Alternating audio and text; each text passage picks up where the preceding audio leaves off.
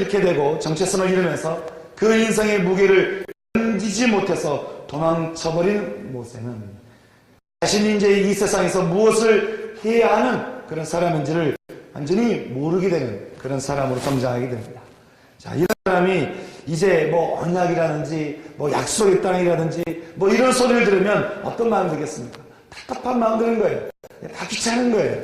그냥 자기가 도망쳐서 혼자 있고 싶은 마음이 있는 것이죠. 모세가 그랬습니다. 다 귀찮아서 언약이고 약속이고 뭐 비전이고 뭐 꿈이고 뭐 다 귀찮아서 그냥 도망쳐버려서 광야로 가서 그렇게 40년을 지낸 겁니다. 그리고는 나이 80이 되었습니다. 그리고는 나이 80은 이 죽을 나이입니다. 이제는 다 내려놓고 이제는 죽음을 기다리고 있는 그런 시점에 있었다고 하는 것이죠. 그런데요, 재밌죠? 하나님의 언약이 바로 이때 노인 모세에게 전해지게 됩니다. 왜 하나님이 이때 말씀하셨을까요? 물론 언약의 말씀은 완벽할 때만 전해지는 것은 아닌 것이죠. 하지만 하나님의 언약이 내 안에 분명하게 들려지고 내가 이해가 되어지는 그 순간은 내 인생에 내 힘이 풀리고 내 고집이 풀려서 이제는 내가 하나님의 힘에 의해서 인생이 사라질 때 그때 하나님의 언약은 들려지기 시작한다라고 하는 것입니다. 이게 하나님의 언약이구나 라고 하는 것을 내가 확신할 수 있다라고 하는 것이죠. 그리고 내 안에 밀려들어오는 그 말씀이 내 삶의 반석이 된다고 하는 것이죠. 한번 여러분 생각해 보시기 바랍니다. 여러분 삶을 살아오시면서 무슨 말씀을 들었어요. 말씀을 들을 때 내가 은혜가 되고 참 감동이 됐어요.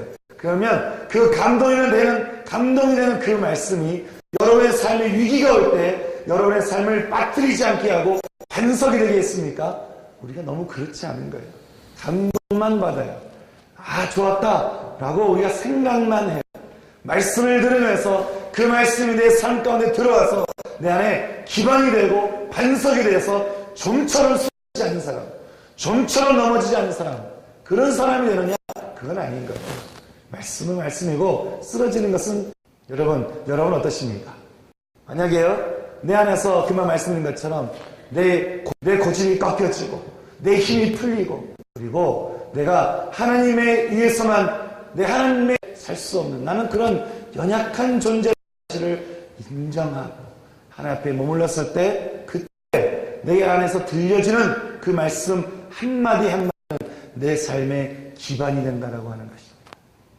여러분 삶 가운데 내가 교회 다니는데 요걸로 내가 은혜가 없다. 여러분의 마음이 교만해져 있는 것입니다. 여러분의 마음이 높아져 있는 것이에요. 그래서 그때는 어떻게 될까요? 빨리 여러분이 처음 예수를 믿었을 때 그때로 빨리 돌아가야 됩니다. 여러분이 처음 예수를 믿었을 때 그 간절함, 그 가난함, 그리고 정말 아무것도 없는 그 빈 마음, 그 마음으로 여러분이 돌아가지 않으면 여러분에게 들려지는 모든 말씀들은 감동이 될지 모르지만 다 날아가 버린다고 하는 것이죠. 여러분, 그런 신앙에 무슨 의미가 있겠습니까? 그런 신앙으로 우리가 말씀을 들으면 우리가 어떤 의미가 있겠습니까? 중요한 건 말씀을 들을 때 그 말씀이 내 삶 가운데 들어와서 그것이 기반이 되어야 된다라고 하는 것이죠. 그렇게 기반이 되는 그 삶을 사는 인생, 그것이 바로 주님께서 주시는 말씀하시는 축복된 삶이라고 하는 것입니다. 이제 오늘 본문 말씀을 우리가 좀 보려고 하는데요. 제가 이제야 오늘 말씀을 좀 말씀드린 데는 이유가 있습니다. 그래서 오늘 말씀을 보니까 1절에 이스라엘 자손이 애굽 땅을 떠난 지 3개월이 되는 날에 그들이 시내 광야에 이르렀는데 그들이 르비딤을 떠나서 시내 광야에 이르러 그 산 앞에 장막을 쳤다라고 성경은 우리에게 말씀해 주고 있습니다. 그리고는 3절에 모세가 하나님 앞에 올라가니 여호와께서 산에서 그를 불러서 이제 모세와 함께 온 백성들에게 내 말을 전하라고 말씀하시는 것을 보게 되는 것이죠. 제가 이 말씀을 하려고 오늘 말씀을 초반에 이야기를 했는데요. 모세가 처음에 그렇게 어려운 가운데 있다가 모든 상실 가운데 있다가 모든 것을 다 잃어버린 그 순간 그때 하나님의 언약이 들려지고 그때 그가 신을 벗고 하나님의 말씀을 받고 하나님의 말씀을 따라서 이제 지팡이를 쥐고 다시 이집트 땅으로 들어가는 것, 정말 그 감격스러웠던 순간 정말 감격스러웠던 그 소명, 그 사명, 그 순간을 여러분 함께 기억하시고 그리고 오늘 말씀을 보시기 바랍니다. 오늘 말씀 보니까 모세가 시내산에 올라가서 이제 하나님의 말씀을 듣는데 그때 하나님께서 모세에게 자 이제 내가 너에게 어떤 말을 전할 건데 그 말을 이제 너의 백성들에게 해라 라고 하는 것을 우리가 말씀을 통해서 보는 것입니다.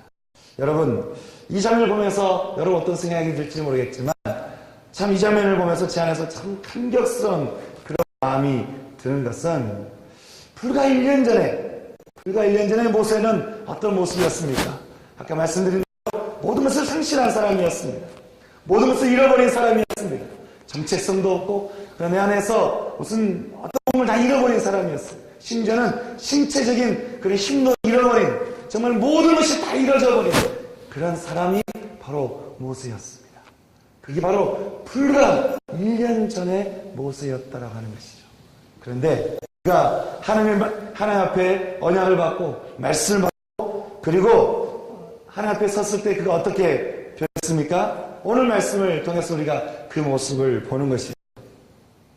1년 전의 모습이 그랬죠. 나는 안 된다라고 이야기를 하고 믿음이 상실을 된 채 또 정체성도 상실된 채 모든 것이 사라진 것처럼 인생이 끝난 것처럼 그렇게 가시떨기 나무에서 임재하신 하나님의 실제적인 임재 앞에서도 그렇게 고집을 부렸던 나는 아니라고 나는 갈 수 없다고 나는 그렇게 할 수 없다라고 고집 부렸던 그런 모세였습니다.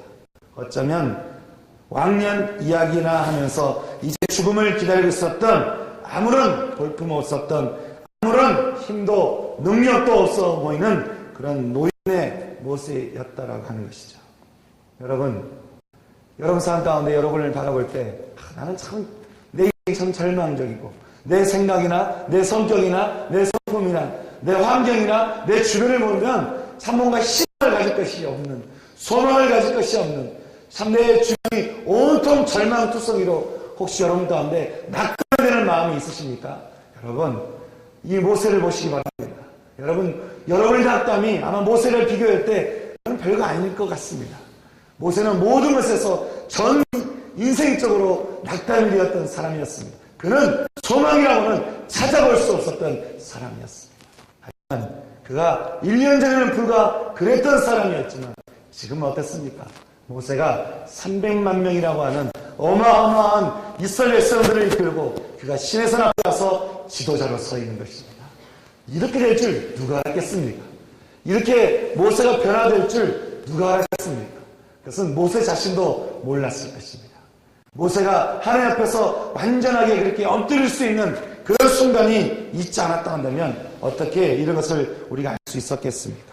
1년이 지난 지금에 그는 300만 명을 이끌고 정말 말도 안 되는 이집트라고 하는 당시 거대한 강국의 왕의 고집을 꺾고 지금은 혼자가 아닌 300만 명과 함께 이 시내산에 도착했다라고 하는 것이죠. 이것이 얼마나 놀라운 인생입니까? 여러분, 이것이 인생입니다. 이것이 우리가 신앙생활하면서 경험하게 되는 인생인 것입니다. 여러분, 지금 여러분이 좀 낙담되고 여러분이 별것 아닌 것 같고 여러분이 작아 보이는 것 같고 내 안에서 온통 어려운 투성이밖에 없는 것 같고 내 안에서 모든 것이 고통밖에 없다 할지라도 여러분 좌절하지 마시기 바랍니다. 여러분 절망하지 마시기 바랍니다.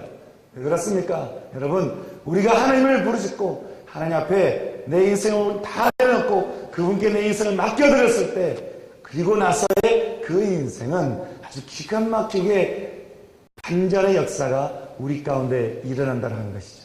전 여러분의 인생 가운데 반전의 역사가 일어나기를 주님의 이름으로 축원합니다. 아멘. 전 여러분 인생 그것을 경험할 수 있는 여러분 되기를 소망합니다. 여러분 누군가에게 그렇게 말을 해보세요. 너 왜 예수를 왜 믿냐고. 너 교회를 어째 왜 다니니? 그러면 우리가 자신 있게 이야기해 줄 수 있어야 되지 않겠습니까? 내가 이래서 예수를 믿는다. 내 인생 가운데서 이러한 반전이 있었다. 내 인생에 이러한 반전이 있어서 그리고 그 반전은 예전에도 있었고 어제도 있었고 나는 오늘도 내 인생에 반전의 역사가 쓰여지고 있다. 왜 그렇습니까? 내가 하나님 앞에 엎드려지기만 하면 내가 뭔가를 해볼 필요도 없어요.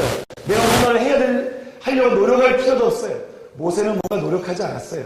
모세는 그렇게 위대한 사람이 되려고 애쓰지 않았어요. 딱 한 가지만 하면 됐어요. 그것은 신을 벗고 하나님 앞에 엎드리는 것이었어요. 하나님을 내 삶의 주인으로, 내 삶의 모든 주권을 주님께 내어드리면서 그런 하나님 앞에 온전히 엎드릴 줄 아는 그런 사람이었습니다. 다시 말하면 내 삶 가운데서 내가 다른 모든 것 믿지 않고 오로지 예수 그리스도를 믿고 살기로 결정하는 것입니다. 여러분, 우리가 신앙생활을 한다고 하는 것, 우리가 예수 믿는 거 아니겠습니까? 우리의 절대자이시고 우리의 구원자이시고 우리의 능력이시고 또 우리 삶 가운데 위로자 되시고 평안을 주시며 내 삶 가운데서 모든 것을 다 쏟아부어 주시는 분이 그 예수님이신데, 우리가 그 예수님을 마다하고 우리가 다른 것에 내 위안을 찾고 내 평안을 찾고 내가 안정을 찾고 내가 거기서 뭔가 인정을 찾으려고 한다는 것이 여러분 얼마나 어리석은 것입니까? 세상이 주는 것이 얼마나 줄 수 있겠습니까? 여러분, 세상은 마치 이런 것 똑같습니다. 그냥 이렇게 사막 가운데서 물 한 방울 톡 떨어뜨린 것 똑같은 거예요. 그게 인정 한 방울입니다.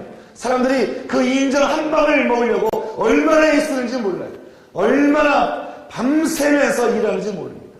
내가 그 사막 땅 가운데서 그 물 한 방울 떡 떨어지는 것, 그것을 위해서 사람들이 얼마나 애쓰는지 몰라요.